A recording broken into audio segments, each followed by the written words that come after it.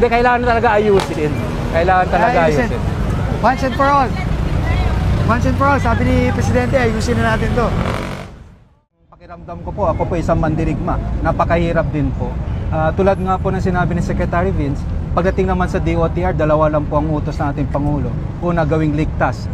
Pangalawa, gawing maginhawa. Ang pagbabiyahe ng lahat ng Pilipino, lahat ng tao, hindi naman po sinabi para lang sa motorista. So ang ginagawa po namin ngayon ni Secretary Vince is to make sure na may sidewalk tayo para sa ating mga commuters. Ligtas na talagang accessible para sa PWD, senior citizen.